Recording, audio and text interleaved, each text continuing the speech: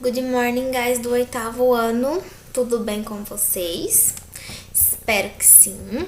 Vamos dar início agora, então, a mais uma videoaula de inglês. Let's go, class! Guys, então, today is 9 November 2021. Teacher Ana Carla. Objetivos e conteúdos para a aula de hoje. Então, hoje, nós vamos continuar a nossa revisão para a prova, ok? Vamos fazer a correção da revisão da unidade 7 do conteúdo Extra Class e a apresentação da revisão da unidade 8, tá, pessoal? Aqui eu não coloquei quais eram as páginas do livro, porque não são todas as páginas que nós vamos fazer. Então, de acordo com o que eu for passando, vocês vão anotando as páginas, ok? Eu acho que hoje não tem nenhum aviso importante, então, let's go to the class. Vamos para a nossa aula. Assim, antes de eu começar, eu tenho um aviso para dar para vocês. Como a gente já finalizou o nosso livro e agora a gente tá vendo revisão e para finalizar todos os conteúdos, né, do livro, até do Extra Class, eu decidi que a minha correção agora, pessoal, eu vou printar a página do livro do professor com a resposta, tá? Porque às vezes eu falando, vocês têm alguma dificuldade, alguns alunos trouxeram pra mim que tem alguma dificuldade, porque vocês não são falantes, né, da língua, então assim, acaba que não entende. E como pra mim escrever numa folha toda a correção e filmar ficaria um pouco inviável, eu decidi então fazer dessa maneira, tá? Decidi então colocar a revisão, as correções, desculpa, dessa forma, printando a página do livro do professor com as respostas. Claro que eu vou ler com vocês, ok? E aí nós vamos ver as respostas, vamos ver o sentido e vai dar tudo certo. Então aqui era para vocês completarem, lembra? Vocês tinham que completar esse texto, tá? E aí depois vocês tinham que colocar na sequência as palavras. E aí o texto, ele dava pra gente duas opções entre parênteses. Aqui no primeiro, vamos ler. There are many phobias with actual protects people. E a resposta certa é protect, ok? There are many people who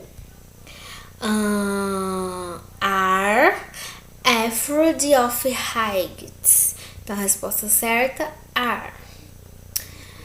Aerophobia, which is the fear of high places, helps people to be careful. Resposta certa, is. A person who is careless in a high place might fall and hurt himself. Another phobia with is actually helpful is phyrophobia. People have pyrophobia are afraid of fire. Fire is one thing which is really dangerous. Então é um texto que está falando sobre as fobias que as pessoas têm. E aqui nós temos fobias de lugares fechados, fobias de fogo, algumas fobias. Então o texto em si, ele fala de fobias, ok? Então a sequência da resposta certa ficou protect, are, is, have e is, ok? O próximo é uma pergunta que continua falando sobre fobia, né? E olha só, tá escrito assim: Your teacher will read the following paragraph 3 times. Listen carefully, but do not take notes. After the thing reading, write the paragraph as well as you can from memory. Try to use relative clauses and to check your subjective verb and agreement. Eu li pra vocês, né, pessoal, um parágrafo que falava sobre as fobias. E aí aqui tava falando o quê? Que eram pra vocês relembrarem e escreverem, colocando o verbo, o sujeito e os pronomes relativos, né? As causas relativas. Então aqui é um textinho do que pode ser a resposta, só que na verdade ela é uma resposta pessoal, ok? Agora, nós vamos entrar. Então, olha só. Na verdade, nós temos 2 páginas para corrigir, porque o restante foram páginas que as respostas tinham que ser respostas pessoais. Então, não precisou fazer a correção, tá? Na unidade 8, nós estudamos sobre o comportamento sexual. E aí a unidade 8 trouxe pra gente várias informações importantes, né? A principal dela foi a taxa de gravidez na adolescência. Trouxe dados para nós que falava quanto é prejudicial à saúde ficar grávida na adolescência. O corpo ainda não está preparado, vocês não estão preparados, né? Tanto assim fisicamente, emocionalmente. Pode acontecer prematuridade, pode acontecer abortos espontâneos, que são aqueles abortos que a gente não escolhe fazer, mas que ele infelizmente acontece devido à condição física ou emocional da pessoa, tá? E aqui também traz alguns dados importantes sobre teen pregnancy, que é gravidez na adolescência, tá, pessoal? Não vou ler, só trouxe para vocês verem as taxas, as porcentagens, tá? Olha só, aqui ó, around, onde tem 700 milhões, teens between ages, mais ou menos 700 mil garotas, né, ao redor do mundo, entre 7 e 19 anos, ficam grávidas, têm uma gravidez indesejada na adolescência, tá? E aí aqui é igual aquele textinho que a gente leu, que vai trazer uns dados importantes sobre essas taxas de gravidez, de prematuridade, de abortos. Aí aqui já tem o quê? Um textinho, tá? E aí vocês vão ter que responder essas questões, tá?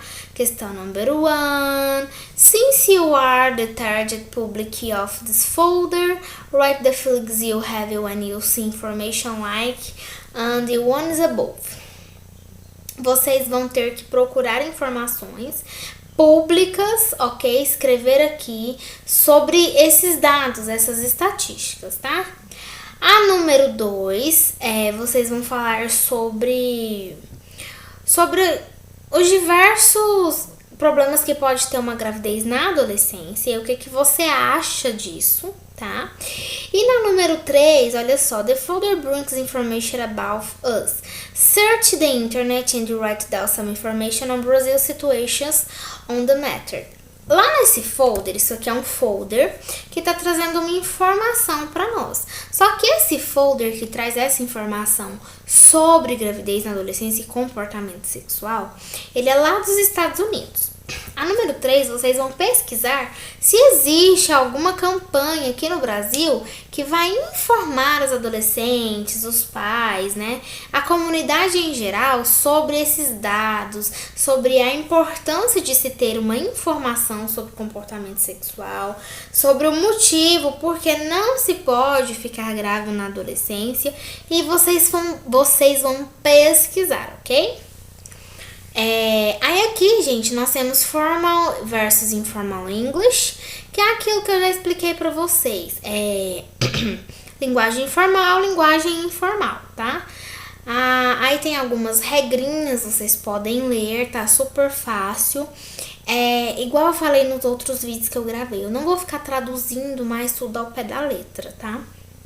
porque assim, pessoal, além de ficar uma coisa cansativa, eu não dou oportunidade para vocês pesquisarem o que significa.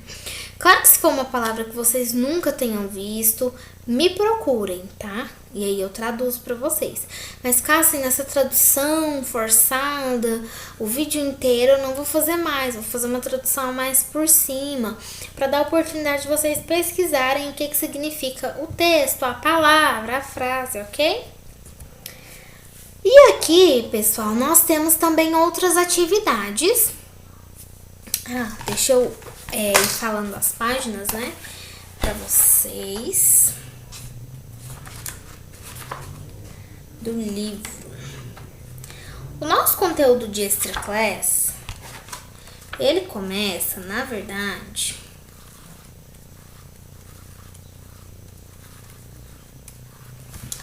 aqui, ó. Esse é o nosso conteúdo de Extra Class, tá? E a unidade 8 tá lá na página 43. E aí vocês vão fazer então a página 44, página 45, que é essa página, tá? Na página 44, que é essa página aqui que nós estamos vendo, número 4, página 44. É isso mesmo? Isso mesmo. É porque ela tá continuando aqui, ó. 1, 2, 3, number 4, número 4, tá? Do you notice the presence of cognates in the handout text? Vocês vão ver se lá naquele texto, lá naquele folder, tinha os cognatos, ok? O que são cognatos? O que são falsos cognatos? Vamos relembrar, tá? Cognatos são aquelas palavras em inglês que, vamos supor, vocês acham que tem o mesmo significado em português, mas não tem. Elas são os cognatos. Ou os falsos cognatos, ok? E aí tem formal e informal. E depois vocês vão fazer number 1, tá, pessoal? Desse topics test.